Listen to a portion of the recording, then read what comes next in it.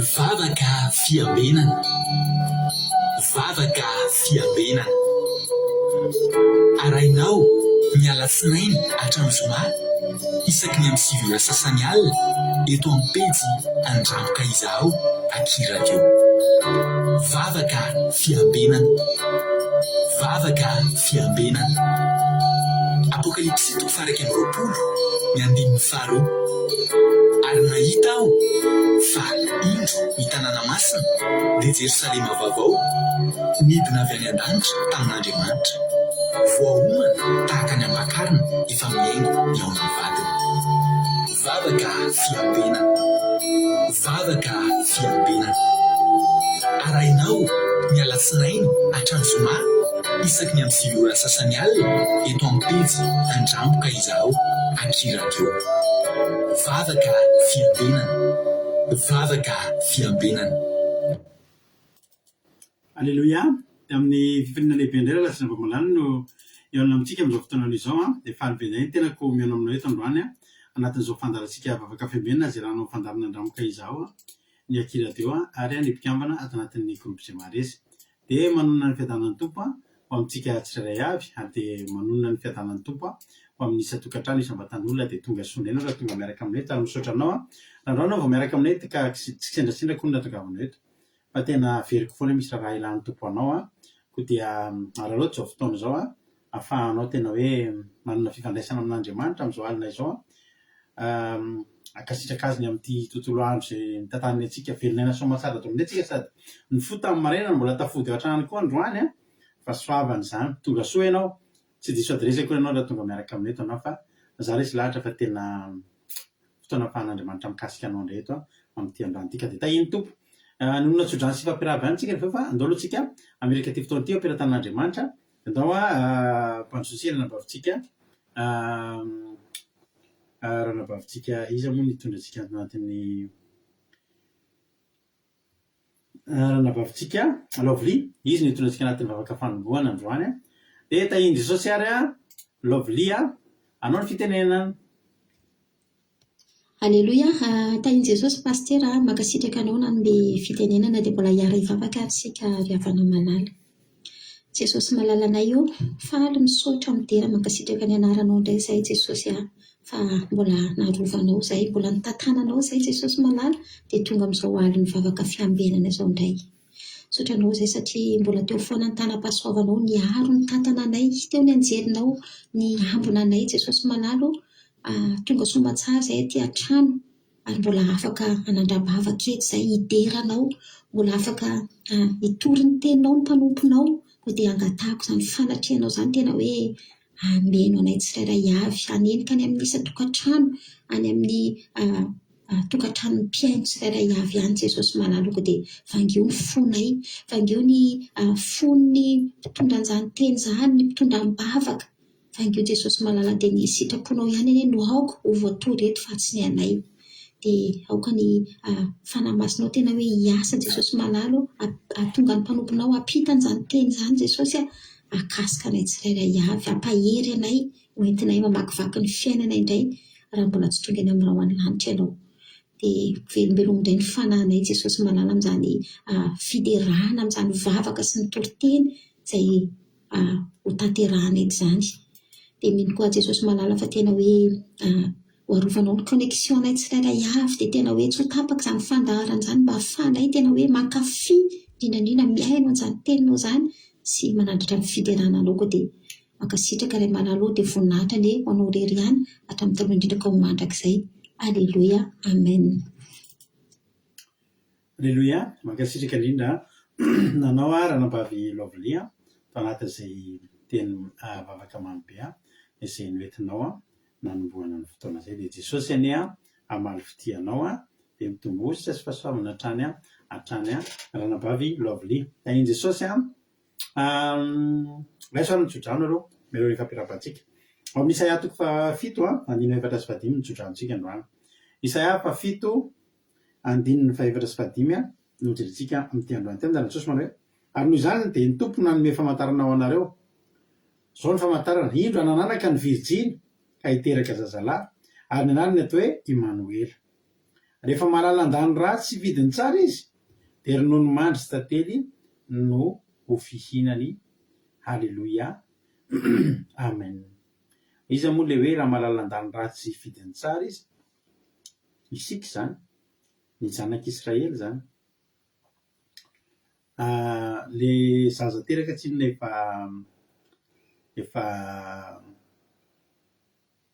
efa tsy manao ny ratsy foana io, fa le vehivavy tsy manananaka, ilay vehivavy virginiana nanaka no raha ifidiny tsara tsy handany ratsy dia ronono mandry sy tantely no fihinany zavatra tena tsara, anoharina zavatra tena tsara sady mamy zany ronono mandry sy tantely zany ry havana malala. Ronono mandry zany dia karazana zavatra hitahita fotsiny fa zavatra préparé zany taloha. Manana ronono dia misy zavatra, misy mpanamboatra azy manokana mihitsy zany ronono mandry zany. Ohatran'ny tsika mihinana yaourt zany. Ho tahin'ny tompony antsika rehetra, ho tanteraka aminao anie izaho mitsodrano zany. Tahin'i Jesosy Rosemina France, Hortensine Koety, Jessica Patici France, Melso Beanzana Arabie Saoudite, Marie-Jo États-Unis, Angelina Rodriguez Arabie Saoudite, Yama Koety, Kekera Andrinasolo Madagascar, Jessica Patici France, Marina Tiana Canada, Lovely France, Zanaso Sylvie Koety, Itody Noeline France, Persava Koety, Miliana Andriamalala Allemagne, Angelina Diamant Chine, Angelina Suzelle Suisse, Jesosy Mpandresy Madagascar, Soameva France, Asina Apôstôly Madagascar, Marina Tiana Canada, Tsira Moramela France, tahin'i Jesosy Noeko Koety, Jesosy Mpandresy Madagascar, Itody Noeline efa noteneniko teo, Artisanat de Madagascar France, Sandola Koety,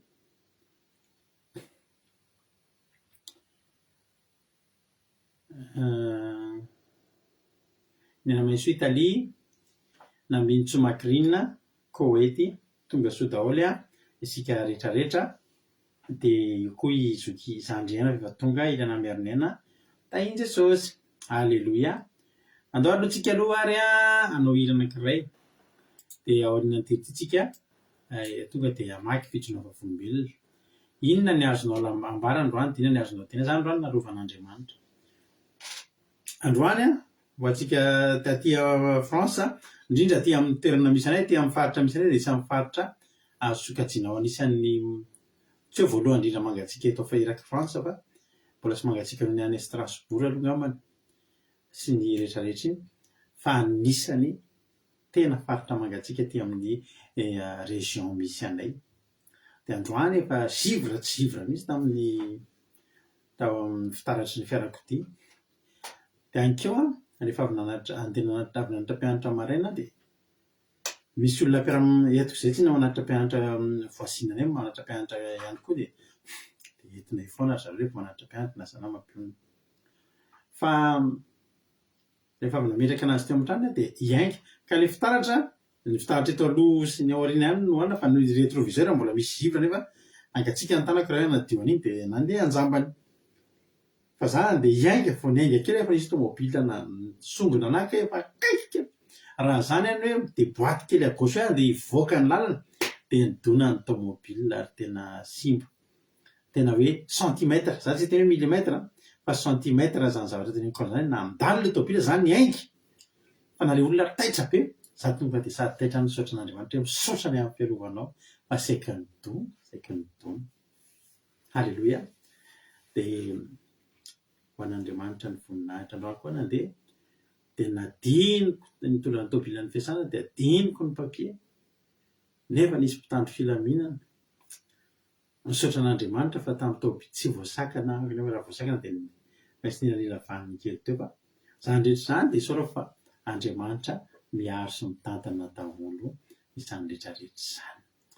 Tsara Jesosy Aingonirina Andrinasolo France, Nenamaiso Italie, Kadaka Malala France, Tojo Allemagne, Erika Rako France, tahin'ny tompontsika rehetra tonga soa daholo. Andao ataontsika tety ela be dia ela be dia ela be izy tety sy nataontsika dia andao mba ataontsika izy ity androany dia entiko ampahirizina antsika izay mety tratran'ny ratrampona, tratran'ny famoizam-pona, malahelohelo na mandalolana dia atolotra anao tery mba ampahery anao amin'ity androany ity.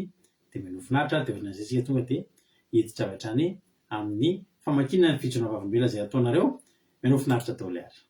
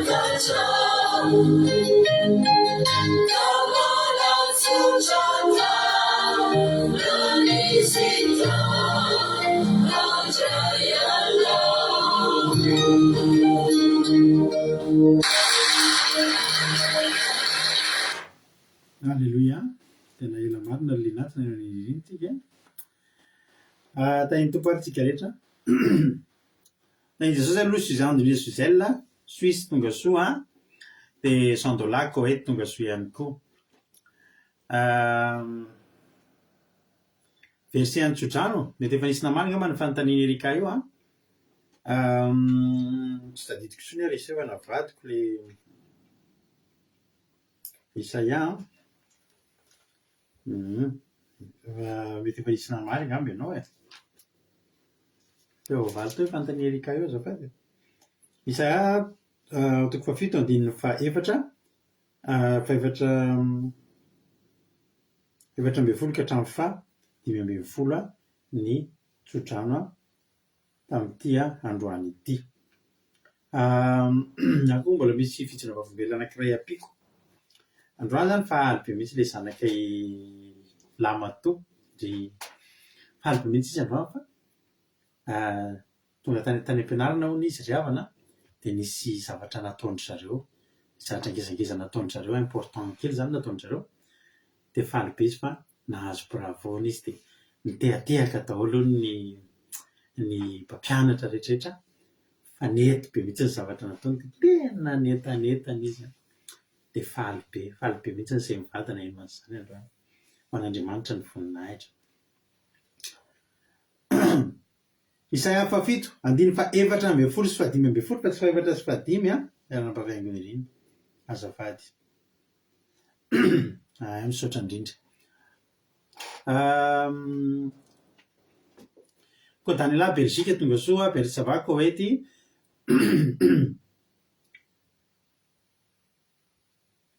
Hiditra amin'ny fiamakiana fizona vaovolombelona tsika azafady. Iza no nanolotra voalohany?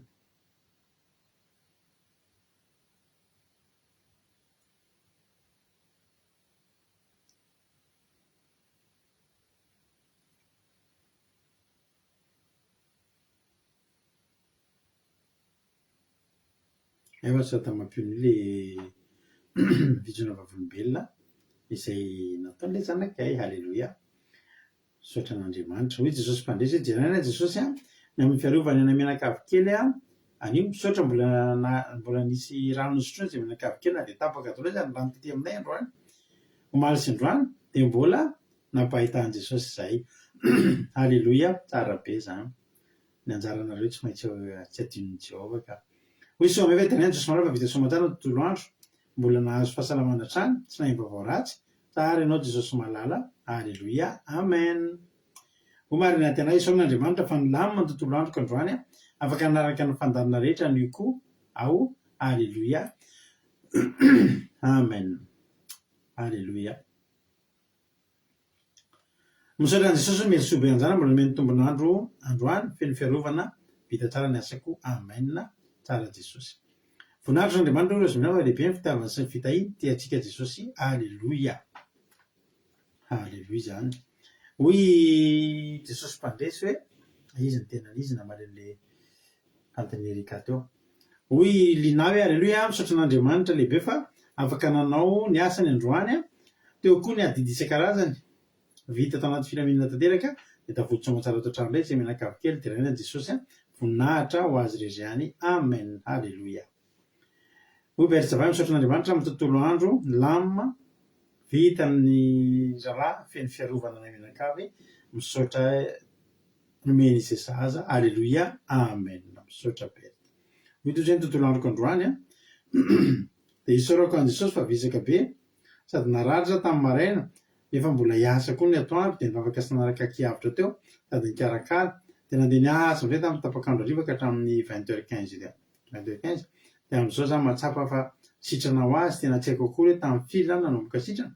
Halleloia. Dia raina Jesosy mbola afaka nitarika fotoam-bavaka Getsemane koa teo dia raina Jesosy fa nisy namaky koa ny tranon'ilay olona ray batiment aminay fa ny anay voahary tsara tsy nahininina akory aza fa androany vao nitantara ilay olona hoe loza nefa nisy namaky ny trano tamin'ny alina ny diraiko Jesosy niaro. Halleloia. Tsara be izany.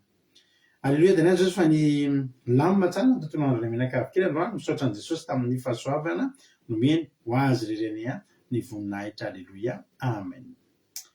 Hoy Erika halleloia. Diraiko Jesosy fa mbola nomeny Jesosy Hery sy tanjaka ny fahasalamanana dia somary reraka sy tsy ampy tolomaso aza no tantany ka vita soa tsara ny asa aman-draharaha rehetra. Sady nisy zavatra ny zanako izay hoe tsy hita dia hita ihany fa ilay somary simba kely dia androany ny zavatra maromaro vidiko izay dia nahazo fihenam-bidy be sady nahazo cadeau plus. Alleluia, amen. Tsara Jesosy. Ola avy letina hoe diraiko Jesosy diraiko someko voninahitra Jesosy fa efa afaka nandeha nianatra ny zanako androany, anisan'ny nentin'ny pasitera mivavaka tamin'ny sabata misaotra n'Andriamanitra. Tsara Jesosy. Alleluia. Hoe Agnina Rodriguez hoe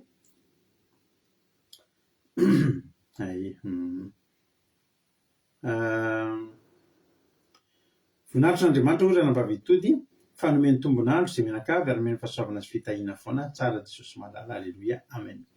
Onko Daniela hoe alleluia, misaotra ny Jesosy malalana tamin'ny fitahiana sy fiarovandrehetra fa tsara izy dia voninahitra ho azy irery ihany. Alleluia, amen. Alleluia. Angelina Diamant, misaotra ny Jesosy natratra fandarana, misaotra ny tompo nomeny hery sy tanjaka hatrany. Tsara Jesosy. Mahafinaritra misaotra anareo naiky fitaovana anambarana ny voninahitr'Andriamanitra dia ho azy ny voninahitra dia mbola hitohitahanareo foana ilay izy amin'ny fitahiana matretrika sy fitahiana mahagaga izay avy eo aminy sy famindrapo ny fahasoavana. Andao tsika hiditra amin'ny tenin'Andriamanitra. Raha ny Baiboly dia ataontsika hiditra amin'ny tenin'Andriamanitra izay hoentin-drano vavintsika marina tiana dia vita ny toloteny dia miverina eto ny tena mamirapiratra ny tenin'Andriamanitra. Marina tiana anao ny fitenenana. Tahin'i Jesosy tsika rehetra mankasitraka pastera namby fitenenana. Sika rehetra samy efa mahafantatra fa ny paradisa dia midika fiambonana amin'Andriamanitra ary ny ota nataony Adama sy Eva no nahatonga antsika hivoaka ny paradisa. Izany hoe very ny fiambonantsika amin'Andriamanitra tao Edena noho ny ota nataony Adama sy Eva. Dia manambara ny famerenana antsika indray tsika efa rototrotoky ny ota eo amin'ny fiainana, eo amin'ny fiadanana sy hatsarany Edena, eo amin'ny fifandraisana amin'Andriamanitra, ny fiverenany fiombonana amin'Andriamanitra. Raisana ny Baiboly dia sokafy ao amin'ny Lioka 3:20-7:30 ka hatramin'ny 3:20. Lioka 3:20-7:30 ka hatramin'ny 3:20. Vakiko amin'ny anaran'i Jesosy. Ary nisy soratra teo amboniny nanao hoe ity no mpanjakan'i Jiosy.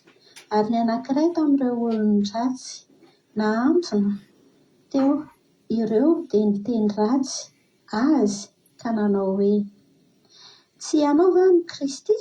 Vonjeo ny tenanao sy izahay. Fa namaly kosa ilay anankiray sady nananatra ny namany ka nanao hoe moa ianao koa tsy mba matahotra an'Andriamanitra na dia izao samy efa voaheloka izao aza. Ary marina ny anamelohana antsika satria nandray ny valiny nataontsika isika. Fa ity lehilahy ity kosa tsy mbola nanao zavatra tsy mety na dia kely akory aza. Ary hoy izy, Jesosy eo, tsarovy aho rehefa tonga any amin'ny fanjakanao ianao. Dia hoy Jesosy taminy, lazaiko aminao marina tokoa, anio no hihaonanao amiko any paradisa. Alleluia, amen. Saorana Jesosy amin'izany teny izay tena hoe manambara amintsika fa jiolahy mibebaka no lasa olona voalohany nahazo ny paradisa vaovao. Izy no voasasa voalohany tamin'ny ran'i Jesosy Kristy teo ambonin'ny hazo fijaliana. Raha atao Edena tokoa mantsy very ny fiombonantsika tamin'Andriamanitra noho ny ota tamin'ny alalan'i Jesosy Kristy dia niverina indray io fiombonana io. Ny paradisa no lazaina eto dia famerenana ny Edena vaovao, toerana misy fiadanana fiombonana amin'Andriamanitra ho an'izay mino manao ny marina, mibebaka tamin'ny ratsy nataony rehetrarehetra, tsy maneratsira ny anaran'Andriamanitra, miaiky ny adosony sy miaiky ny fahamarinan'i Jesosy. Raha jerentsika tokoa mantsy io teny io, io tantara io dia izay nitranga teo amin'ny hazo fijaliana izany dia misy zavatra anankitelo hitantsika. eo ampovoany misy an'i Jesosy izay voafantsika izany eo ampovoan'nisy jiolahy anankiroa. Dia eo amboniny lohan'i Jesosy eo izany misy zavatra soratan'ny olona hoe ity ilay mpanjakan'ny Jiosy, izay tena hoe tsy fanekena fa Jesosy dia tena zanak'Andriamanitra, mpanjakan'ny Jiosy izy satria zanak'Andriamanitra. Izay izany ny voalohany amin'io. Dia faharoa ilay jiolahy anankiroa eo akaiky, ny anankiray mametaveta toy ny fametavetana izay mipetraka eo andohan'i Jesosy eo amin'ny efa faran'ny ainy io. Dia ny anankiray indray mibebaka, dia tena hoe miteny any anankiray hoe tsy mety ny nataonao ary tsy vitany hoe mibebaka ilay jiolahy anankiray fa nangataka famindram-po Jesosy. Tena hoe resaka hoe teny fohy nataon'i Jesosy sy ilay jiolahy mibebaka aty fa tena manambara amintsika izany ny fototra sy ny fihevitra hoe ny fahasoavan'Andriamanitra dia azo amin'ny fo madio, amin'ny fo marina, tsy marina lehilahy mantsy ilay jiolahy mantsy, tsy hoe marina hoe nanao zavatra marina izy teo amin'ny fiainana, fa ny fahamarinana izany dia tena hoe ao am-pony mety hoe noho ny etraketraky ny fiainana dia tsy maintsy nanao jiolahy izy, mety nahandra be na hoe tsy nananinina teo amin'ny fiainana, tsy nandova, tsy hisy vola, dia voatery izy teo amin'ny fiainana nanao jiolahy. Dia hoy izy hoe marina ny anitra tamiko.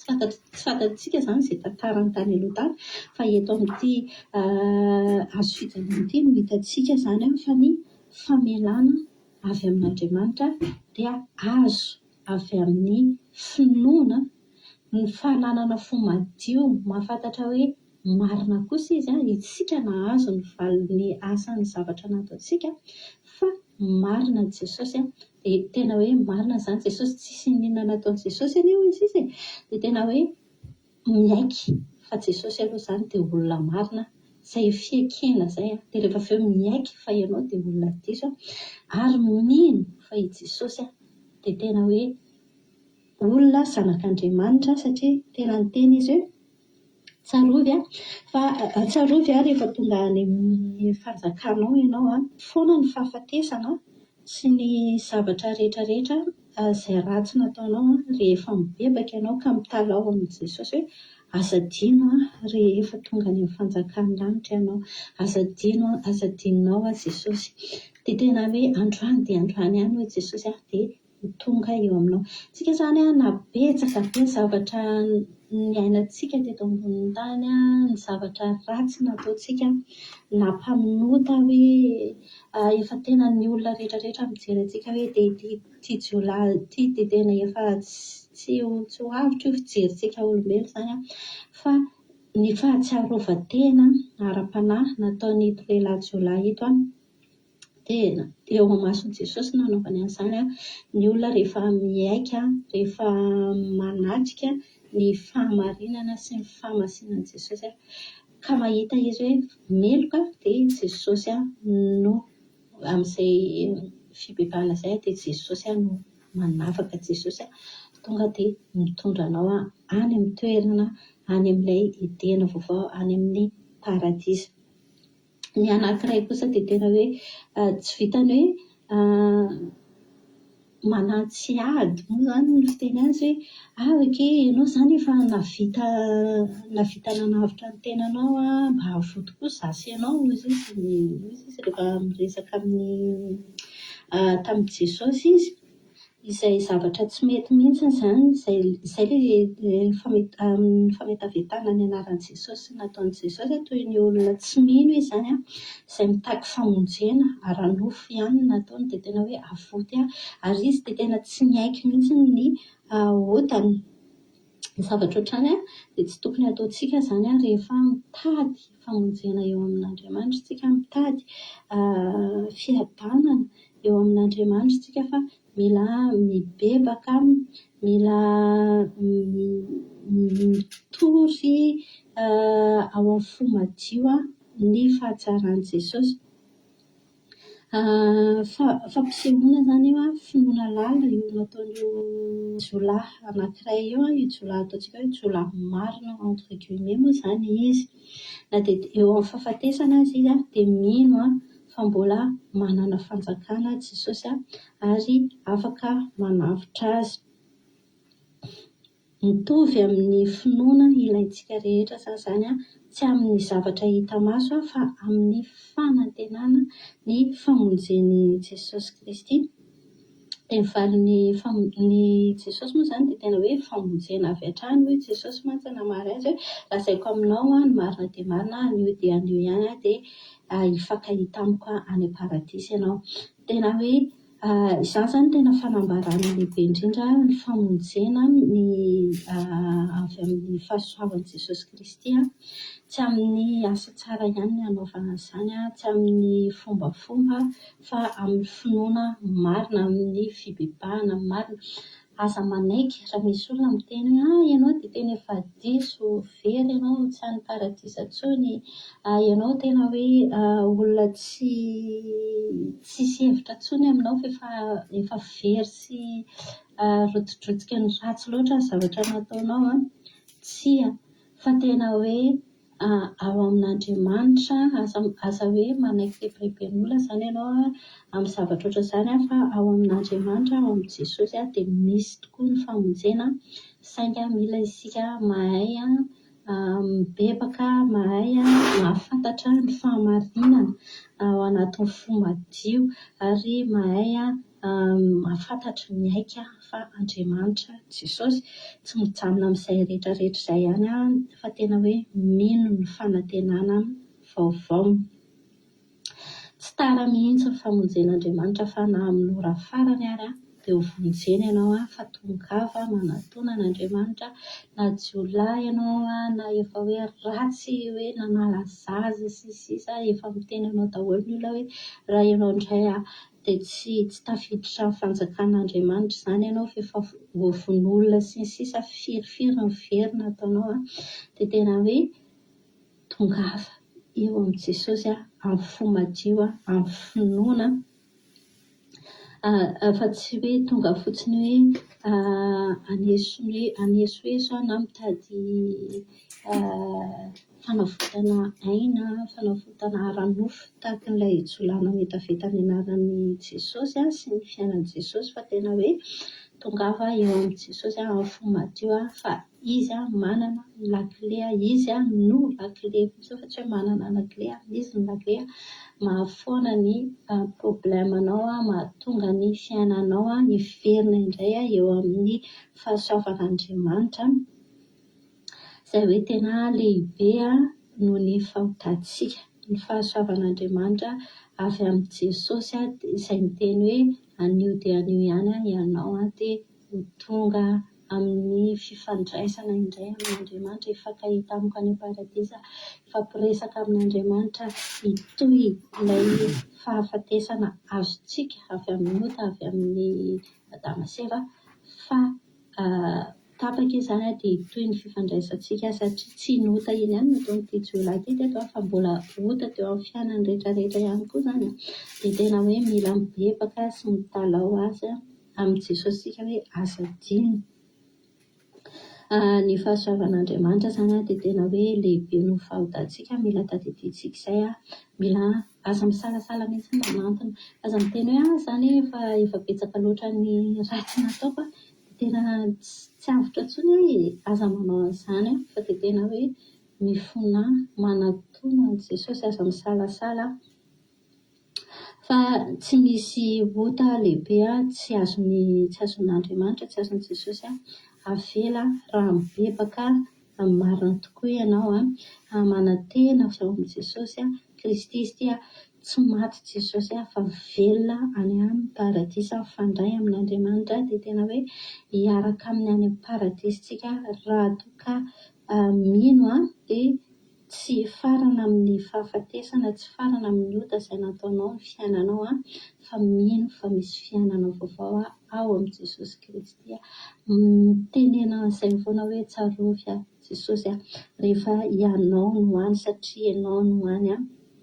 Ny havatra lehibe afaka tsoahana moa izany dia na dia eo aza ny fahafatesana ny ota rehetrarehetra izay nataontsika tetỳ ambonin'ny tany, ny fitiavana sy ny famindrapon'i Jesosy dia tsy miato antsika asa dimy zany asa mametraka hoe asa tena efa betsaka loatra hitako tsy avitra intsony na hoe tenenin'ny olona hoe ianao tena efa navita an'izao mety ataony lisitra mihitsy ary hoe ity daholo ny ota nataonao mety marina ny teneniny ary na koa tena marina tokoa ny teneniny fa aza manaiky ny tsahatra tsy ifandray amin'ny Jesosy aza manaiky ny tsy hibebaka amin'ny Jesosy mibeba ary matoky an'i Jesosy tsy misy olona lavitra loatra amin'ny famindram-pon'Andriamanitra tena akaiky fa tena hoe atsoy Jesosy amin'ny zavatra rehetra dia izay ny ten'Andriamanitra hoentiko antsika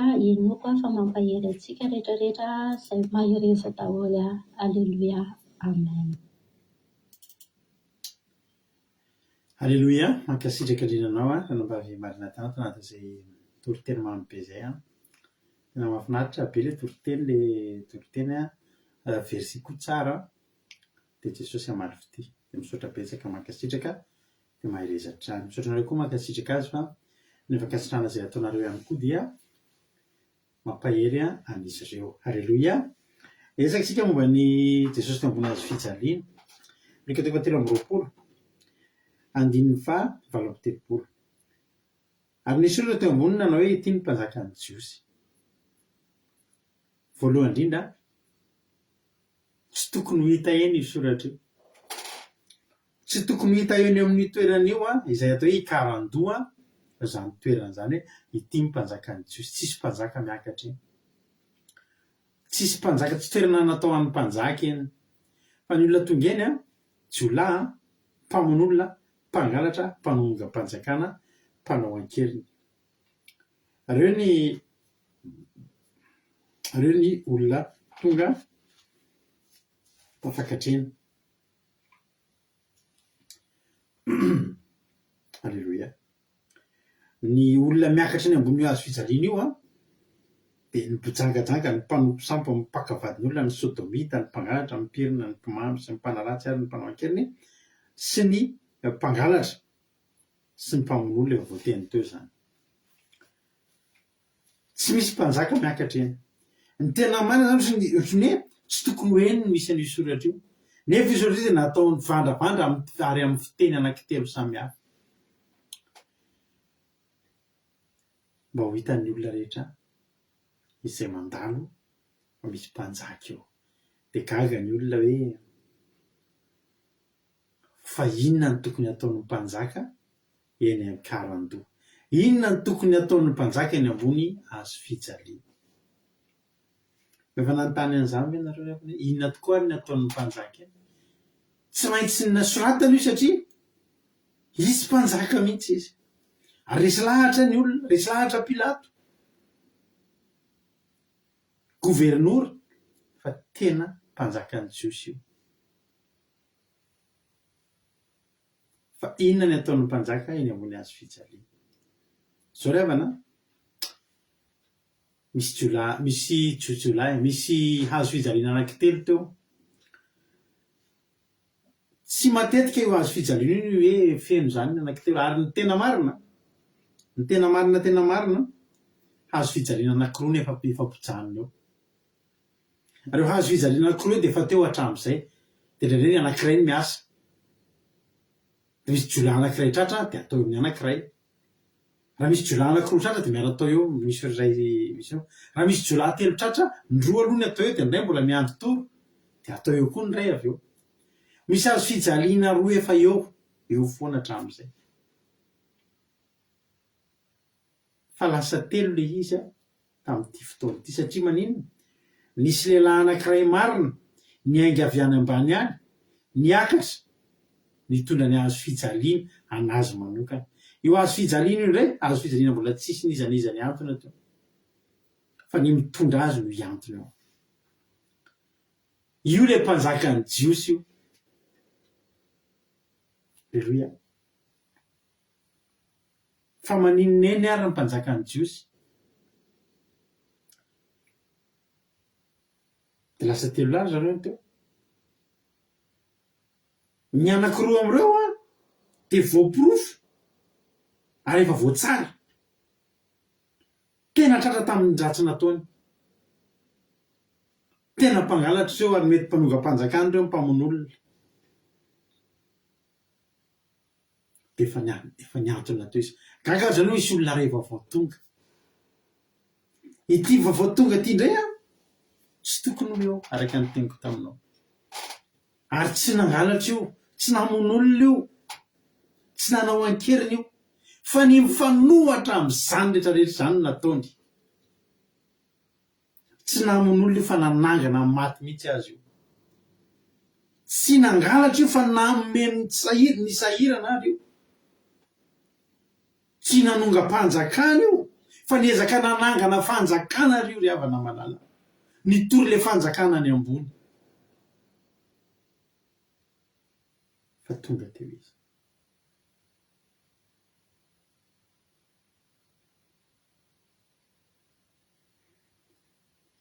Zao ry havana malala, manomboka amin'ny 120 ny anankiray tamin'ireo olon-dratsy ny avitra teo dia niteny ratsy azy ka nanao hoe ianao fa ny Kristy voajery ny tenanao zay, misy zany jiola velona efa faty mbola jiola ihany, misy zany misy olona eto amin'ity zao tontolo zao ty tsy hiova zany izy fa jiola izy velona, jiola izy mandra-pahafatiny.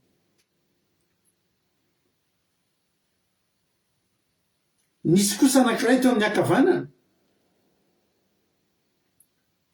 namaly kosa ny anankiray sady nananatra ny namany anankiray hoe moa ianao koa tsy mba matahotra an'Andriamanitra na dia zao samy voeloko zao aza, ary marina ny namelohany atsika satria nandray ny valiny nataontsika asika, fa ity raha ty kosa tsy mba nanao zavatra tsy mety na dia ray kory na dia kely akory azy. Ny tena marina dia zao a, io olona teo amin'ny ankavanana io mba nafantatra an' Jesosy koa, dia teo amin'ny ankavia koa nafantatra an' Jesosy. Possible nge rehefa ny mpanaradian' Jesosy jiola rehefa miverin-dalany possible nge rehefa na mpanaradian' Jesosy rehefa miverin-dalany, mety mpianatra Jesosy mihitsy azy zareo fa tsy fantatritsika zany. Hoy zany hoe dia jiola ve? Ka misy olona nge mivavaka lasa jiola e, misy olona nge mivavaka lasa mpijangatsangy, misy olona nge mivavaka lasa asa mpamon'olona e. Fa na dia zany azy, na dia zany aza ny zava-misy, misy zay ny olona na dia efa ratsy aza dia mbola misy ambina fitiavana an'Andriamanitra foana ny anatiny. Na ahoana toerana misy anao, tehirizo anatinao foana fitiavana an'Andriamanitra. Fa io fitiavana an'Andriamanitra io hamonjy anao amin'ny ora farany. Aleluia. Ilay zany mbola naniratsira ihany, naniratsira io satria zao fantany efa ho faty koa io lehilahy io mitovy aminy, miara-mijaly zao ihany ve izy lo tsiratsiray, tsy fantany a. Fa io lehilahy io dia Jesosy zany tonga eo mbola nanao ny asany. Zao nge rehefa nazary tena mahavariana, io fifandry finjavatra io tsy misy kisendrasendra eo amin'Andriamanitra. Tokony ho tsapan'ny reto jiola reto hoe inona ny antony a, tsika miantony eto dia miantony eto koa io lehilahy io. Fa naninona ary ny ara-voatsara ry zareo, fa ninona tsy jiola hafa, fa naninona n'izy roa lahy ilay iray natakatra an'izany, ilay iray natakatra fa tsy kisendrasendra ny natongavany io.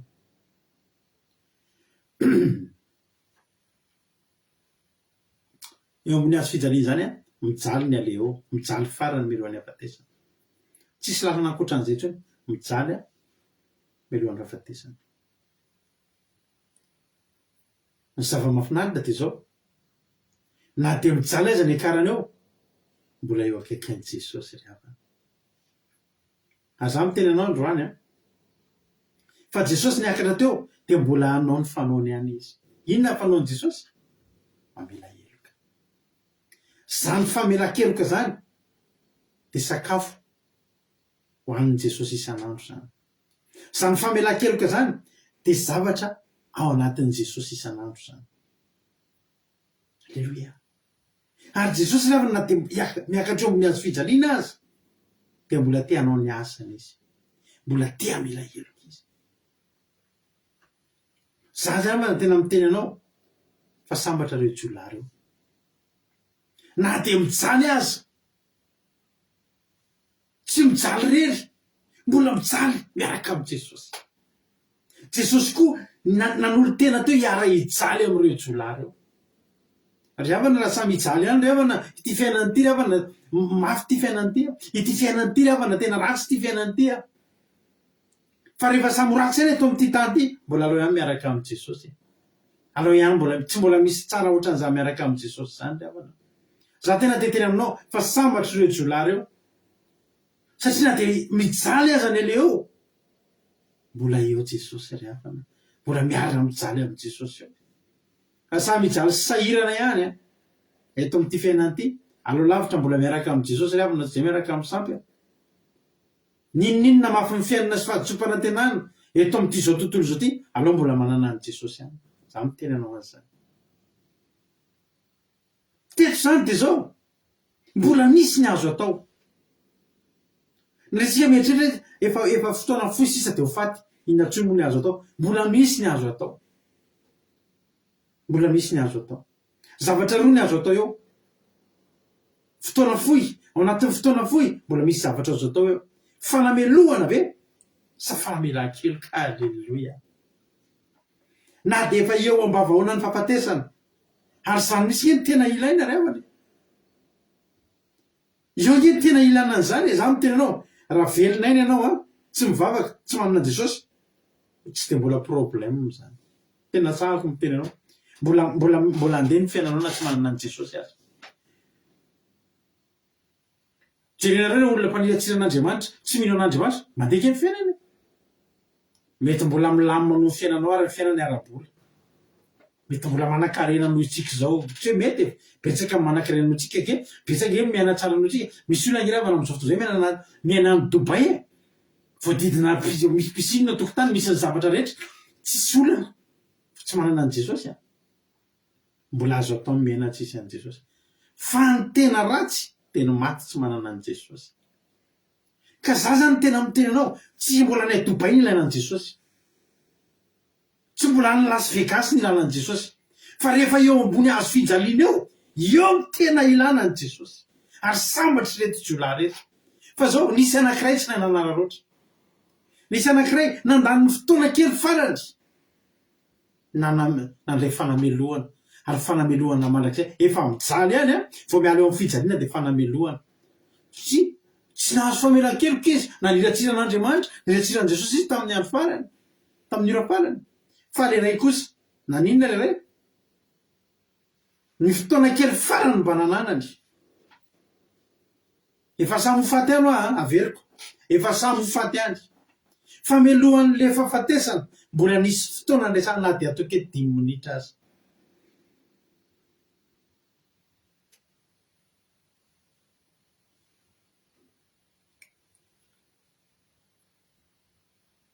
Za te hiantso anao androany. Na de mbola 10 minitra ny anananao, lanio amin'ny mezam-boninahitra n'Andriamanitra. Aza laninao amin'ny faniratsirana an'Andriamanitra. Reo maty daholo izy telo lahy reo. Maty daholo reo tsisy velona na ray. Fa le ray maty le mpanjakan'ny Jiosy efa fantatra meloha fa hitsangana amin'ny maty izy. Ary io tsy resy ny fahafatesana zany io. Io na resy ny fahafatesana io. Io efa fantatra ny momba azy. Fa raha ny tena marina reto jiolahy reo to maty reo, ho ten'Andriamanitra, ny mpanao ratsy, raha manao ratsy mandritry ny fiainany, fa manao tsara izy ka maty, de le tsara nataony farany no tsarovana fa ny ratsy nataony rehetra ho adinoana. Ary raha misy olona manao ny tsara mandritry ny androm-piainany ka manao ratsy, ary ao anatin'iny manao ratsy izy no maty, dia le ratsy nataony farany iny no tsaroana fa le tsara rehetra nataony tsy hoadinoana avokoa. Ry havana, Jesosy efa fantatra fa hitsangana, iny tsisy ahiahy iny. Reto jolahy reto kosa efa fantatra fa ho faty, ary maty tao anaty fahotana nge zany jolahy zany reo. Fa le ray vome ohatrany hoe mitrotro vato andeha letika anaty rano, vome eo apototry ny fahafatesana naniza tsiza lay tompon'ny fiainana. Fa le ray kosa ny tenana hoe ianao koa tsy matahotra an'Andriamanitra na dia samby zao voeloko zao atsika. Marina ngeo izy nanamelohana antsika, zany ny atao fibebahana. Tena nanao azy Jesosy any, miaiky ny fahotany, tsy manafina ny elony, tsy manarona ny fahotany izy, fa tena niaiky izy atsika ngeo izy nanao e. Fa io lehilahy io kosa tsy mbola nanao zavatra tsy mety na dia kely kory azy. Zany hoe ny tena marina nitombo tamin'ny fahalalana an'i Jesosy ty jolahy reto eo ankavanana ty ry havana. Na dia samy jolary miazaha ianao hafantatra an'i Jesosy bebe kokoa, na dia samy jolary ry havana miazaha ianao halala an'i Jesosy bebe kokoa, dia fantatra tsy mbola nanoto io lehilahy io. Ary io tenin'iny tena zavatra tena mahakasika ny foko, hoy izy hoe Jesosy io tsarovy rehefa any amin'ny fanjakanao ianao. Ilay io dia nieritreritra mitombo ny finoany an'i Jesosy. Ilay io dia tena nieritreritra fa na dia very azy izy fa tsarovany Jesosy izy any an-danitra any, dia mivoafonjy indray izy na dia very azy. Zay ny finoany, satria izy efa tsy nieritreritra intsony hoe voafonjy, izy efa fantany fa tsy angeo izy nanao e, tsy angeo rariny tsika raha maty, any izy efa nanaiky ho faty izy ao anatin'io fahotany io. Fa ny zavatra nangatahany mba ho tsarovany Jesosy rehefa Jesosy tonga any an-danitra, izy zany ary amin'ny elo Jesosy tonga any an-danitra dia mba ho tsarovany Jesosy izy. Zay ny tao an-tsainy, zay ny raisonnement-ny, zay mba takatry ny sainy, zay ny fahalalany. Fa tsy zay nefa ny an'i Jesosy. Hoy izy Jesosy hoe lazaiko aminao marina tokoa, anio, halleloia, tsy misy eo tsarovako izany ianao, fa tonga dia miaraka amiko ianao, anio ihany io ananao amiko any am-paradisa.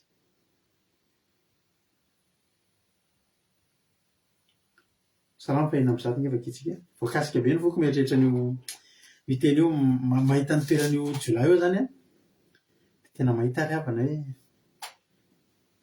lehibe zany fahasoavana zany, lehibe zany fahasoavana zany hoe nandany ny andronao tamin'ny fanaovana jolahy ianao, fa amin'ny ora farany ianao voavonjy.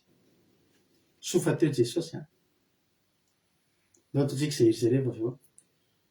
Inona ny hira tianareo avy eo? Sofa teo ianao Jesoma, sofa teo ianao Jesoma lalan'ny iza moa le sofa teo ianao Jesosy a, ay teo foana Kristy. Inona ny hira tianareo? Tonga dia rehefa so mivoatra rehefa avy eo a, ray amin'ireo ireo ny ataontsika. Misy mba manoratra izay nge azafady hoe sofa teo ianao Jesosy a, dia ay teo foana Kristy, dia tonga dia izay be réaction indrindra amin'ireo no ataontsika rehefa vita ny fizarana fahatsapana. Rehefa mandeha ny fizarana fahatsapana vao mba misy mizary zay a, zay lalasana bavy a, misy manoatra rehefa vita ny fizarana fahatsapana, sofa teo ianao Jesosy na hoe ay teo foana Kristy, dia izay be réaction amin'ireo. Fa tsy mbola zao dia soratana manjary variana amin'iny nareo a, rehefa manomboka ny fizarana fahatsapana. Azafady. Salamo fahina amby zato, azafady. Salamo fahina amby zato andininy fa efatra sy fahadimy amin'ny anaran'i Jesosy manao hoe Jehovah, tsarovy a araka ny fankasitrahanao ny olonao, vangio amin'ny famonjenao a. Ahitako ny soa azony voafidinao, hifaliako amin'ny fifalian'ny firenenao, iraviravoko miaraka amin'ny lovanao. Alleluia. Raha toy izany teny hoe mahakasika kely a, efa nanota izay mba amin'ny razanay, efa nao izay meloka sy ratsy izay, ny razanay tany Egypta tsy mba nandinika ny fangakany nataonao, tsy mba natsiary ny abetsahan'ny famindraponao ireny fa niodina tamin'ny teo amoron-dranomasina, dia teo amoron-dranomasina mena. Rehefa namonjy azy ihany izy no ny anarany mba hampahafantarany ny asa lehibe. Alleluia. Ny teneny rehetra tantsika eo.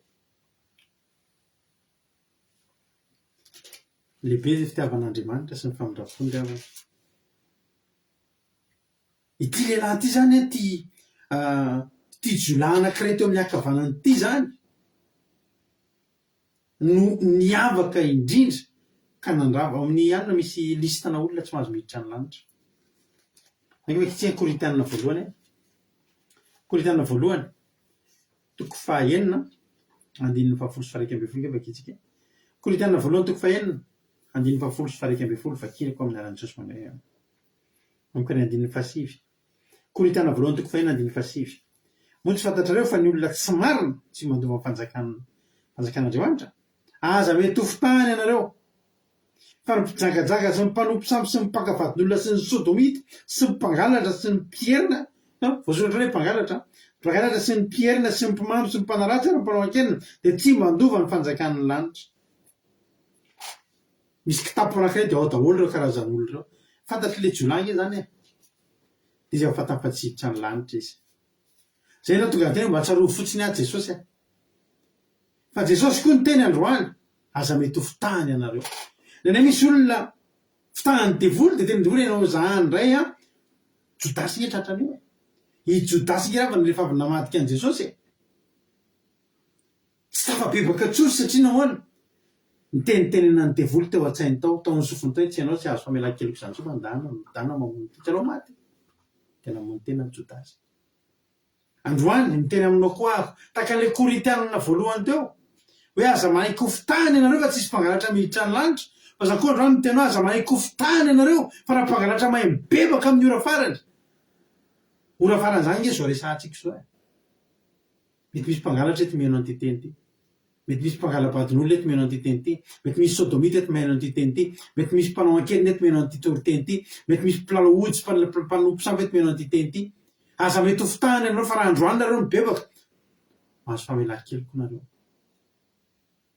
ary zany mihitsy ty lehilahy jolahy ty androany izy Jesosy anio ihany mivionanao amiko any paradisa zany hoe rava indray zany le didy tary misy mpangalatra tafaporitsaka atao amin'le pasoara ohatra misy pasoara zany dia tafajanony eo ambony daholo amin'izay ny mpangalatra ny pisoloky rehetrarehetra io misy mpangalatra anankiray tapatsorika fa naninona ary izy ny tapatsorika satria tamin'ny ora farany nibebaka izy ary tamin'ny ora farany mbola nahita fity tamin'i Jesosy izy zany hoe tetena amintsika rehetra manao hoe samy maty daholo izy telo isika reto dia samy faty daholo fa amin'izao fotoana iainantsika zao eto amin'ity tany ity dia miaina zavatra hitovizany tsika samy lafo ny fiainana nareo zao lesy lahatra hoe lafo ny fiainana nareo zao tena resy lahatra hoe lasa lafo be mihitsy ny fiainana za zany dia tena ary io melafo fa mody tsy hita zay rehefa mba manao korsa voninahitra an'Andriamanitra dia tena zay tsy manan-karena zay tsy hoe mpanan-karena fa zay manana an'izao kosa zay rehefa miantsena dia zay tsy mba mijery zany hoe ohatriny ty rehefa zavatra ilaina dia fidiny iny loha ilaina iny tsy maintsy ilaina iny misy fidanana livo foana rehefa tsy maintsy ilaina alleloia amen fa za mahatsapa nanao korsa vo tamin'ny ovina nanao korsa fa tena hitanao mihitsy hoe tena ke taloha nge ravina 120 € zany anao fiainany kadi fantany anao mihitsy amina 120 € zao tsika miteny zao fa arokely anankiroa arokely anankiroa dia omby tsy mitony kadi anao nareo hoe miconfirme an'izany nareo vehivavy petsen'ireo eto amin'ity France ty am'izao 100 € zany arina anankiroa zany dia feno mbola miadana tsara ery ary ny citron anatiny tiako lazaina dia zao na ny mivavaka na tsy mivavaka samy miaina fiainana lafo eto amin'izao tontolo izao azo fijaliana nge ny iainantsika eto efa ambony azo fijaliana tsika zao fa zao ianao hoe le jolay mbola nandatsan'i Jesosy aniratsira sa le jolay aka ny fony amin'izao fotoana zao samy eo ambony azo fijaliana raha samy hofaty any ravina alao maty manana an'i Jesosy alao maty mahita sitraka amin'i Jesosy alleloia teo tahin'ny tompony antsika mianakavy za matoko sy mino fa farainao zany afatry zany za matoko sy mino fa ny tanan'Andriamanitra no ampiditra zany teny zany ato aminao matoka fa voarainareo zany afatry zany nakasika anahy iny tantarana jolay iny ary anisan'ny tena nampisy zavatra be dia be tonga atao anatin'izay hoe Nge Jesosy tena jiolaza ary miara-miantona eo ambony hazo fijaliana. Tena fahasamina ingrava zany efa eny amin'ny eny agologotonao mbola misy Jesosy eo akaikinao. Aza vela miala eo akaikinao Jesosy. Fa izy koa teny aminao androany toritentsika manika dia zany. Izay tonga ao amin'i Jesosy tokony efa tonga dia efa voavonjy ny dikan'izany. Dia teneny hoe za Jesosy na ambony ty hazo fijaliana ty ary na anatin'izao fiainana somary mafimafy zao aleoko mbola eo foana ianao miaraka aminao foana. Fa izay miaraka aminao, alleluia, dia tsy ho sahirana, dia tsy ho faty fa ho tahin'ny tompo. Alleluia. Iny compte radio kiradio. Misy aminareo télépanahy izara fahatsapana. Zao ny fotoana izaranareo fahatsapana. Afaka miantso nareo alefaso nge le tononkira le titre nirany teneniko teo. Alors misy hira ray nampianareo azy ary tsy maninona fanaraka amin'izany tontolo zavany aloha ny proposition dia ahita eo foana Kristina hoe sofa teo ianao Jesosy. Alleluia. Dia rehefa ohatra nareo mazoto izara fahatsapana dia efa misokatra ny commentaire. Efa misokatra messengerako hiatsonareo hanaovanareo fizarana fahatsapana. Na dia izao ora farany izao efa tapitra izao tontolo izao. Dia alohantsika mbola mibebaka, alohantsika makasitraka manatry n'Andriamanitra. Misaotra tojo. Izany no izara fahatsapana voalohany ary. Alleluia. Avatritsika aloha ary izara fahatsapana andraso loha nampiditsika apiditra olona izara fahatsapantsika. Raha ohatra ary efa voninao marina tiana tompony toroteny any moa ianao ihany koa ny amin'ny izara fahatsapana, inona ny azonao ambara androany ianao ny fitenenana? Mipetraka pasterana ny fitenenana. Ny tena nanamarika an'andro ny tenin'ny pastera hoe Jesosy efa eo foana zany azo fijaliana anankiroa sady andavanandro. Hoe normalement zany eo foana tokony hoe andavanandro fitenenana. Fa ny Jesosy tena spesiala mihitsy satria izy mitondra an'ilay azo fijaliana any ambany any. Izy efa miteny tsy Pilaty hoe izy zany marina fa tsy maintsy hoe atonga amin'ilay azo fijaliana foana. Tena ohatry nanamarika anazy izay hoe madio tsara mihitsy ny Jesosy zany teo amin'ny mason'ny rehetra. Dia ilay toerana koa toerana ho an'ny mpanjaka mihitsy tena hoe soratana mihitsy hoe anisan'ilay soratra mpanjaka iny tena nanamarika anazy zany iny. Dia faharoa hoe nasamy mijaly any sika aleo mijaly miaraka amin'ny Jesosy, mijaly eo akaikin'i Jesosy, sambatra izy roa lahy fa ny anankiray tsy nanaraotra, ny anankiray kosa na hidebaka na hinaka ny fon'ny Jesosy satria efa tao anatiny izany hoe ny finoana zany efa hoe any hely izy dia mba fotsiny mba tsy harovy rehefa any ianao kay tonga dia voavombo izy ny zavatra izay. Dia fatelo farany koa efa fantany efa samy mety efa samy miaraka tamin'i Jesosy any zareo fa ilay anankiray no efa nafantatra na tsy mety hoe misy ambiny tsy sendrasendra nametrahan'Andriamanitra anazy teo fa misy ambiny. Dia mankasitraka indrindra pasteraka iny. Alleluia. Mankasitraka indrindra anao nambavy marina tiana anatin'izay fizarana fahatsapana izay dia Jesosy hamary fitenao mitombositra sy fahasoavana foana hatrany hatrany. Dia mahereza foana amin'ny asan'ny tompo nambavy marina tiana. Indray ary sika pitra olona hafa manaraka izy indray ary aso aloha ary.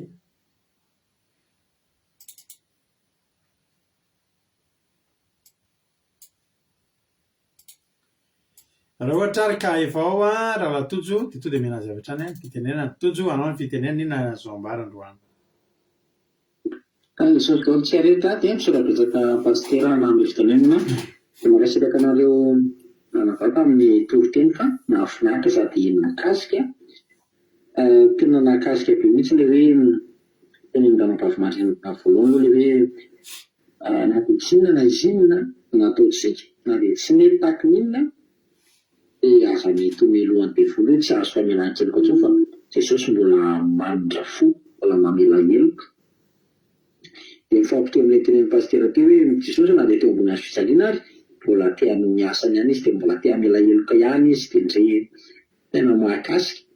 Dia ny fahatelo hoe ity Jiolahy ity mba nahadrandray fotsiny mba hoe dia mba tonga any an-danja zany Jesosy dia mba jereny Jesosy izy any amin'ny any afiana tsita. Fa nefa tsy izany nataon'i Jesosy fa mbola zavatra mihoatra azy nataony teo dia niaraka tamin'ny tany am-paradisy. Haleloha, avinaritra. Dia fahaefatra ilay hoe na dia Jiolahy raha ity lehilahy ity ary raha dia tenany amin'ny kolontsaina voalohany hoe Jiolahy sy ny mpamono sy ny mpangalatra sy ny sisa tsy hita amin'ny fanjakan'Andriamanitra, izy mbola tafaporitsaka. Haleloha, avinaritra. Dia tahaka antsika etsika koa samy Jiolahy daholo fa tena tafaporitsaka tao anatin'ny arabe ny olona tsy vovonjy dia tsika tafaporitsaka tao dia saorana an'i Jesosy. Haleloha. Dia tain'i Jesosy daholo. Aleloia be mankasitraka raha tojo saotra betsaka Andriamanitra amin'ny fizarana fahatsapana dia Jesosy amaly fity dia mitombozotra sy fahasoavana foana hatrany hatrany dia mahireza foana amin'ny asan'ny tompo rahalahy tojo. Haleloia, amen.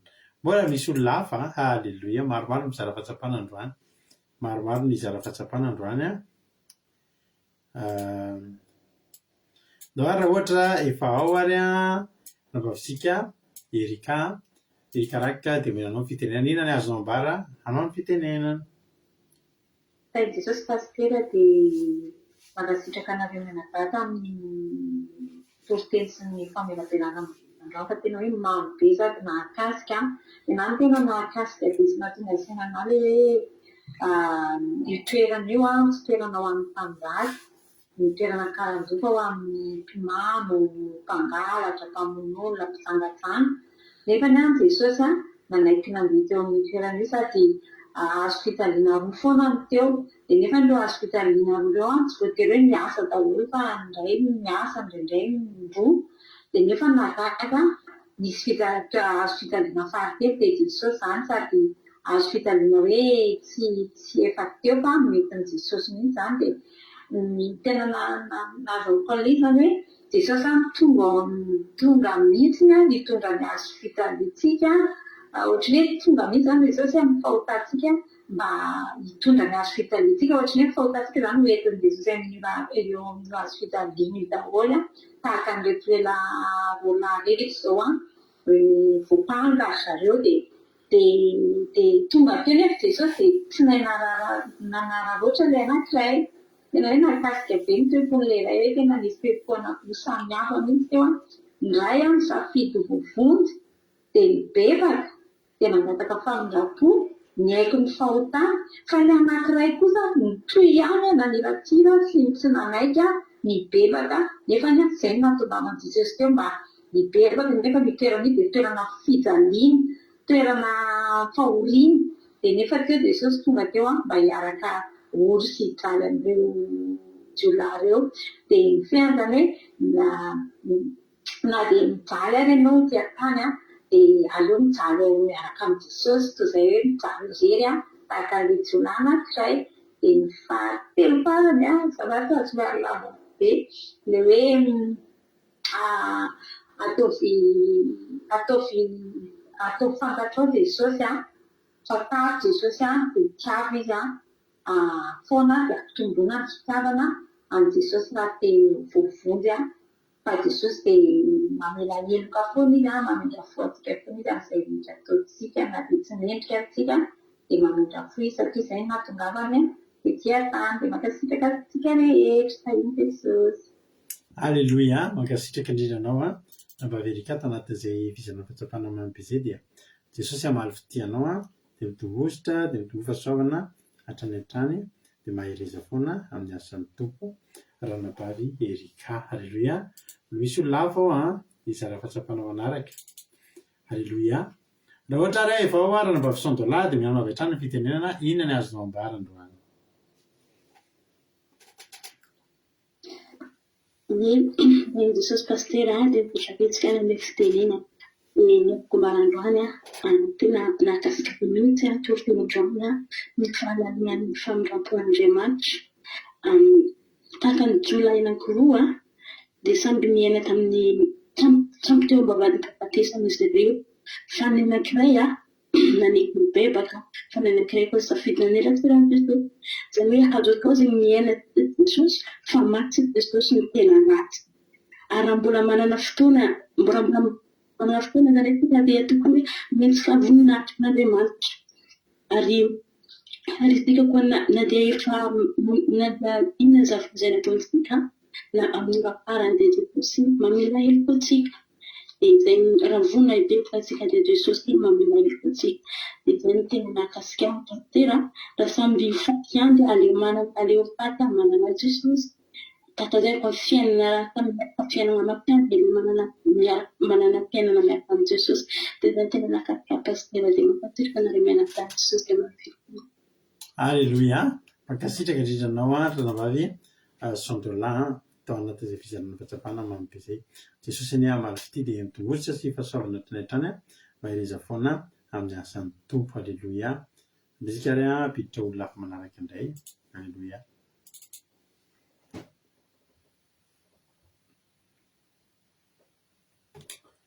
Alléluia.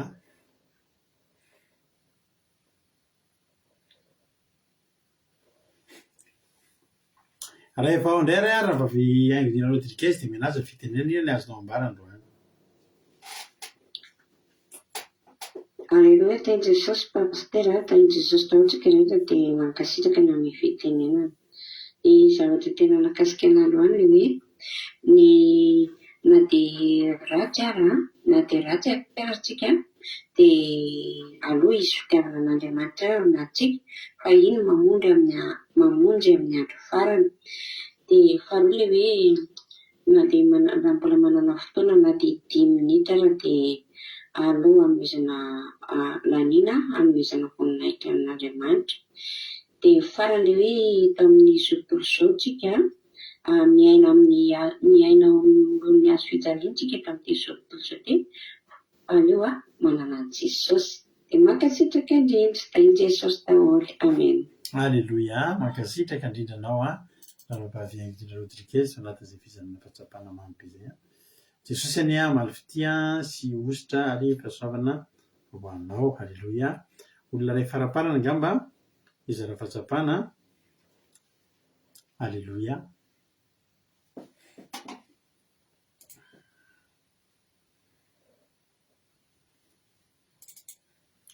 Alléluia.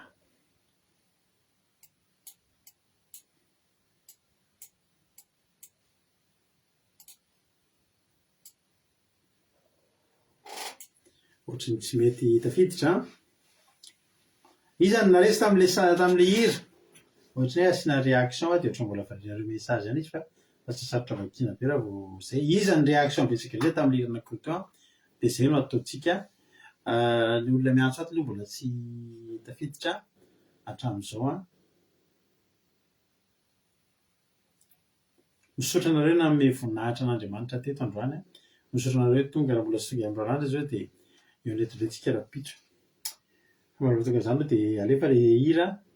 Inona ary ilay hira ho ataontsika.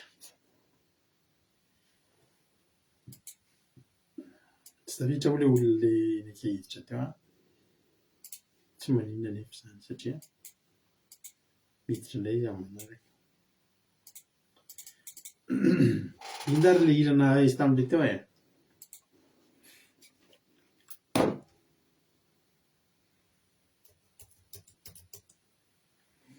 Sofa teo amin'ny mialina koto mamonjy ve sa ilay niteneniko teo?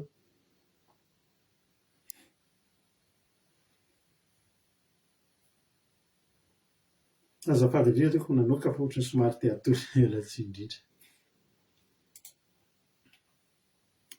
Eny ary.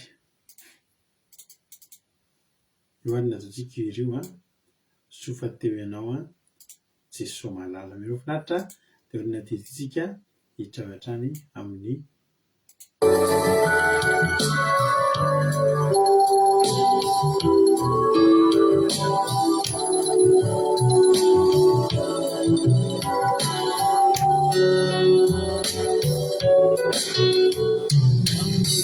Mafia,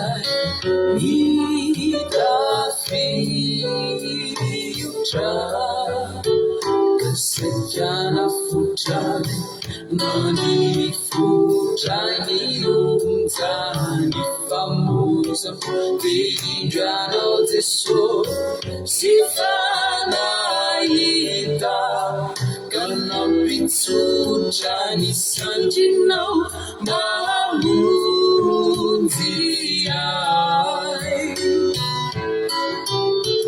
Namini mafia Nitafitra Kasayana fuja Nani fuja Ni umzani famosa Vigiana teso Sifana ita Kana pitsuja Ni santino Mamunziai Sufate we now the somalalo Fia lufaku Tulabi Si heriwai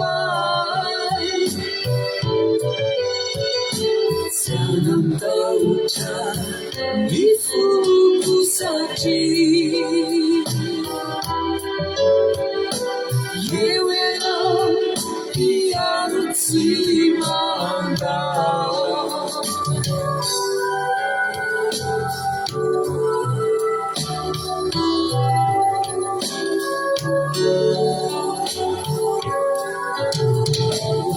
Nawinjitaku Nuiraku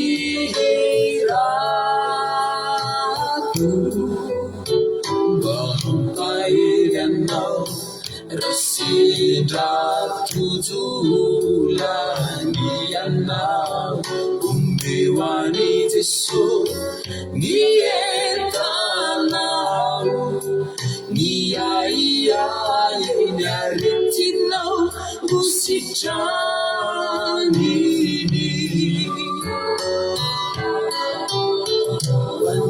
Wanawinjitaku Nuiraku Bahampairianau Rasida tuzulanianau Umbewani teso Nientanau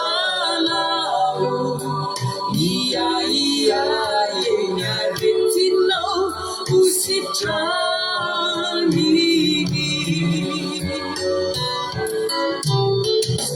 Sufate we now the somalalo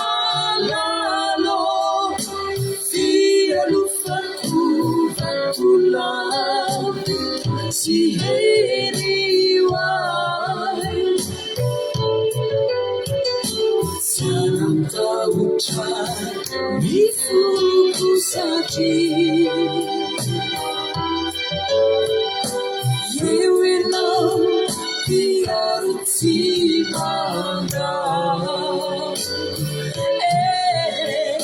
Sufate we now the somalalo Fia lufaku Tulabi Si heriwai Sanam tauta Mifuku saji Yewe no Piarutsimanda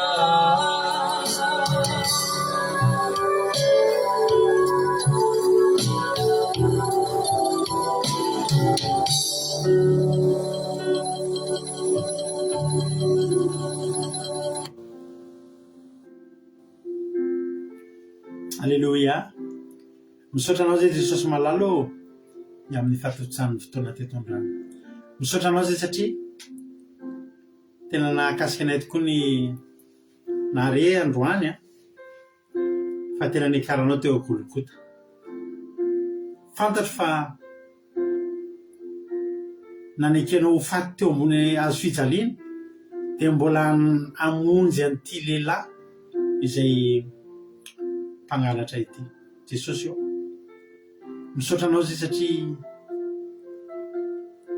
tena tsapanay loatra ny fitiavanao ary tena tsy takatry ny sainay zany mieritreritra ny fitiavanao lehibe izay tsy takatry ny saina eo amin'ny fiainanay. Jesosy eo zay koa tena resy lahatra fa tsy manisy fahotanana ataonao na dia ray azy. Ndraitrindray zay Jesosy takan'le jolahy teo ambony hazo fijaliana inge zay Jesosy tao amin'ity fiainany ty zay koa zay efa tena tianao zay ary mba tsarovo koa zay Jesosy rehefa ny amin'ny fanjakanao ianao fa zava-dehibe aminay zany tsaronao zany, zava-dehibe aminay loatra zany tsaronao zany, zava-dehibe aminay zany ho any an-danitra zany.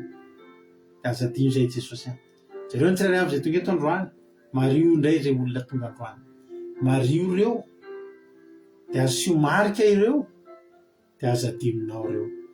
Sotra Jesosy malala fa izany teny zany mba tsy ho very ty anatinay ahotsaronay lalandava mandrakizay ary de vosa satana tsy afaka manaisotra zany ty anatinay amin'ny anaranao Jesosy halleluia amen. Ivavaka sika amin'izao fotoana zao an'ny firenena andao mpandrosika raha tojo ivavaka ho an'ny firenena tojo anao ny fitenenana.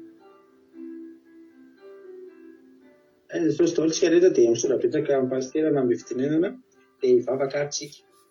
Jesosy malalo misorapetsaka Jesosy fa totosa teto indray Jesosy ny fandarana androany vavaka fiambenana Jesosy malala dia isoranao satria tany amin'ny volohana dia nisy ny alina ary Jesosy dia vita hatramin'ny farany any Jesosy satria tena hoe misy afatra indray Jesosy na hitanao anay tsirairay avy Jesosy malalo olombelona ny anay Jesosy tsisy marina na dia ray ary Jesosy malalo ary tena mino fa misy olona tena ny antefahany zany teninao zany Jesosy malalo taminay izay niainy teto Jesosy tenao ny tena hikasika nay tsirairay avy Jesosy indrindra fa izay olona izay tena ny antefahany zany teny zany Jesosy dia tena hoe ianao ny amindra fo aminy ianao tena handray azy Jesosy satria tiara Jesosy olon-dratsy jiolahy ora farany nefa mbola andraisinao dia loatra lavitra n'izany Jesosy malala mbola andraisanao ny tsirairay avy eto izay tena hoe manolo tena aminao dia ianao amindra fo aminy Jesosy dia tena hoe horaisinao ao amin'ny fanjakanao Jesosy malalo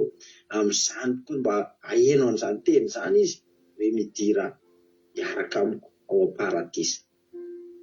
Tena mahafinaritra ny Jesosy maheno an'izany teny zany dia tena hoe horaisinay ny Jesosy zany dia tena hibebaka tokoa na hibebaka marina dia horaisinao amen.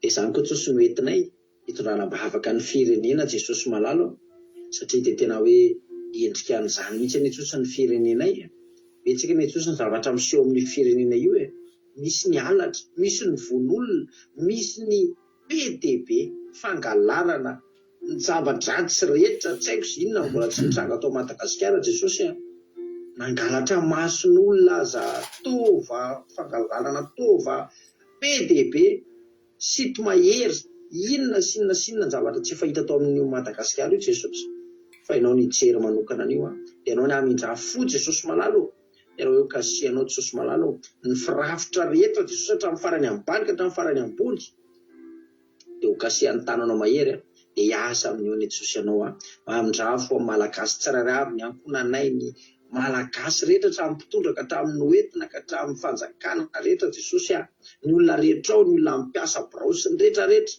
na piasa tsotra na rehetra rehetra ny olona vahoaka mihitsy dia tena hoe kasianao ny Jesosy ny fo saina fanahy dia mba hiova dia tena hoe hanantona anao dia hibebaka marina dia ho amindranao fo Jesosy malalo tena milanao Jesosy ny firenenay dia kinay feno eo mpialantananao izany firenena izany dia misorapetsaka Jesosy malalo ianao na hainao an'izany vavaka izany Jesosy ary ianao nefa hanatanteraka an'izany dia misora Jesosy malalo isoranay sady satria efa hiasa amin'ny firenena ianao tianay be ianao Jesosy malala tianay ianao amin'ny fonay manontolo alleluia amen.